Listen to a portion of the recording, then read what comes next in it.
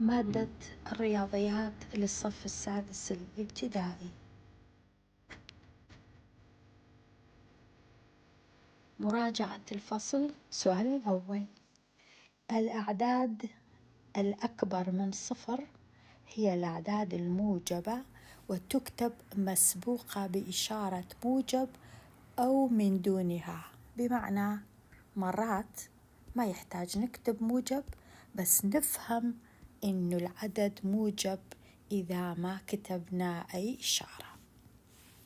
السؤال الثاني: يستعمل مستقيم الأعداد. شو وقت نستعملها؟ مثلا للمقارنة بين عددين صحيحين وتحديد العدد الأكبر أو الأصغر. الأعداد نشوفها على المستقيم، والأعداد نعرف أيهما أكبر أو أصغر حسب موقعها على المستقيم. السؤال الثالث: الأعداد الأصغر من 0 هي الأعداد السالبة وتكتب مسبوقة بإشارة سالب. هنا لازم نكتب السالب، ما يصير إنه ما نكتب. إذا ما نكتب ما يكون سالب.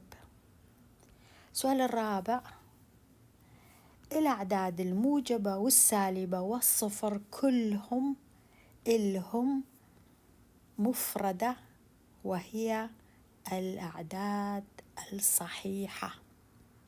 صحيحة. السؤال الخامس: عندما نرتب عند ترتيب الأعداد الصحيحة أقارنها أولا ثم أرتبها، تصاعدي أو تنازلي.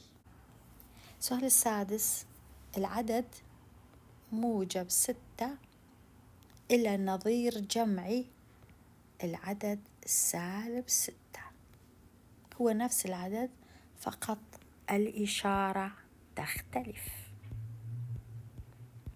أكتب عدد صحيح لكل مما يأتي. بهاي الأسئلة كاتبين حتى إشارة موجب، إذن نكتبها بما أنه كتبوا هنا هم نكتبها. وهذا الحرف بمعنى درجة سليزية، وهاي يعني درجة، وهذا يعني متر. أكتب عدد صحيح لكل مما يأتي. 14 تحت 0، بما أنه تحت 0 إذن سالب 14 درجة. السؤال الثالث: 30 متر تحت سطح الماء سالب 30 متر، لأنه تحت سطح البحر. السؤال الثاني: ارتفاع بناية 40 متر موجب 40 متر. السؤال الرابع: بعمق 25 مترا، لأنه عمق أكيد يعني سالب 25 مترا. التدريب الأول: أقارن بين العددين مستعملا هذا الرمز أو هذا الرمز أو هذا الرمز. ما ممكن ثلاثتهم، بس واحد منهم ممكن نستعمل. نجي هنا في الجهة اليمنى عندي 64 موجب، في الجهة اليسرى عندي سالب 64. دائما الموجب أكبر من السالب، إذن دائما هنا لأنه اليمين أكبر، إذن أخلي أكتب هذا الرمز أكبر من. هذا السؤال عندي اليمين سالب، اليسار موجب، دائما السالب أصغر، إذن اليمين أصغر. هذا السؤال عندي اليمين سالب 101، اليسار سالب 101، إذن يساوي. يسار واليمين نفس الشيء، متساوي. عندي التدريب الثاني، أرتب الأعداد من الأكبر إلى الأصغر. عندي هنا هذا العدد 53 موجب، وعندي هذا العدد 0 لا موجب ولا سالب، وعندي هذا العدد سالب، ثم عندي هذا العدد سالب أيضا. إذا أرتبهم من الأكبر، أي الأعداد أكبر؟ أول شيء الأعداد الموجبة دائما أكبر. كم عدد موجب عندي؟ فقط عدد واحد، إذن أكتبه هو هذا أكبر الكل. ما عندي بعد موجب، عندي 0، إذن 0 دائما أكبر من كل الأعداد السالبة، إذن أكتب 0 هنا. بعدين عندي عددين سالب 25 وسالب 13، أيهما أكبر؟ أكتبه أول شيء. دائما إذا العددين اثنينهم سالب، كيف أعرف أيهما أكبر؟ اللي هو كعدد بدون إشارة أصغر. 13 بدون إشارة أصغر من 25، إذن هو أكبر من يكون إشارته إشارة سالب. إذن سالب 13 أكبر من سالب 25. آخر الأعداد هو سالب 25 أصغرهم. أستعمل مستقيم الأعداد وأجد ناتج الجمع. هذا العدد 0 لا موجب ولا سالب، كل الأعداد على يمين 0 موجب، كل الأعداد على يسار 0 إشارة السالب. هنا أكتب 1، هنا 2، 3، 4، 5، 6، 7، 8.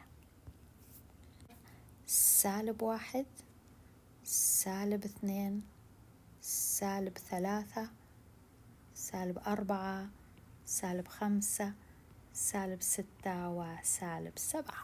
الآن أول عدد موجب 5.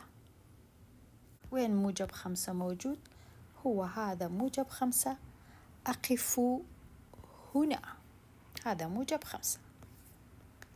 بعدين أروح أشوف العدد الثاني -8، بمعنى من هذا المكان موجب 5 أتجه إلى اليسار لأنه سالب ب8 خطوات، وأعد الخطوات منا لهنا: خطوة، خطوتين، 3، 4، 5، 6، 7، 8. أقف وأوصل لأي عدد؟ ل-3. إذن النتيجة هنا لازم تكون -3.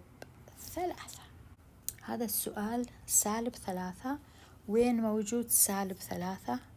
هذا المكان، هذا نقطة الانطلاق، هذا المكان.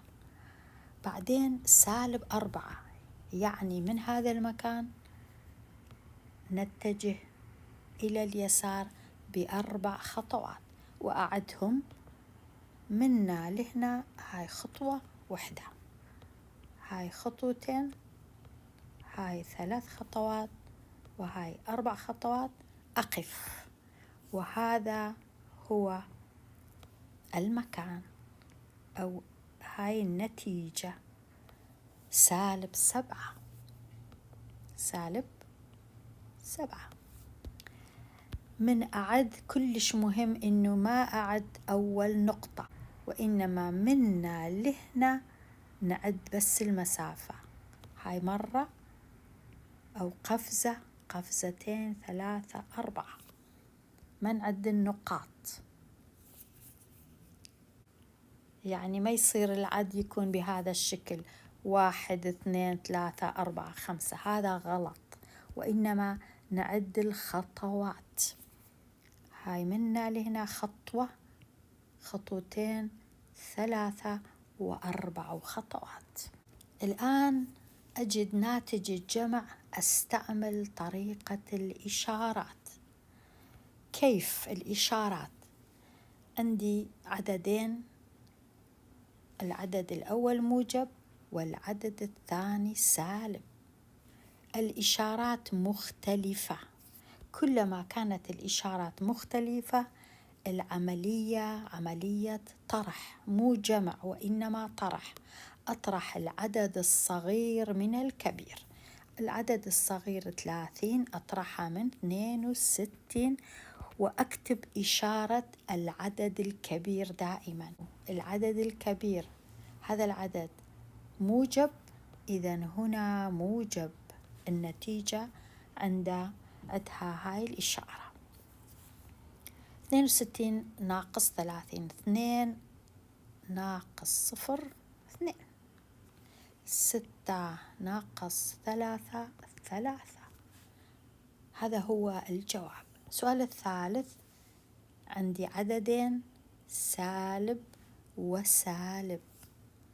سالب وسالب بمعنى نفس الإشارة، الإشارة نفسها ما تغيرت، دائما نفس الإشارة. أكتب الإشارة سواء كانت سالب أو موجب.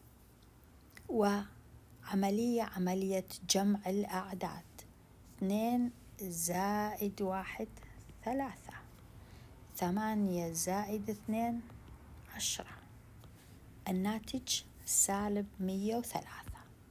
السؤال الثاني، عندي عددين سالب موجب، الإشارات مختلفة، إذن العملية عملية طرح، والإشارة للعدد الكبير، يعني 15 أكبر من 12، وبما أنه 15 سالب إذن هنا سالب.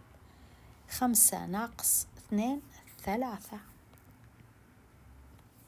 السؤال الرابع، عدد موجب نفس العدد سالب، إذن دائما نفس العدد، 1 موجب 1 سالب، إذن النتيجة 0 بدون إشارة، 0.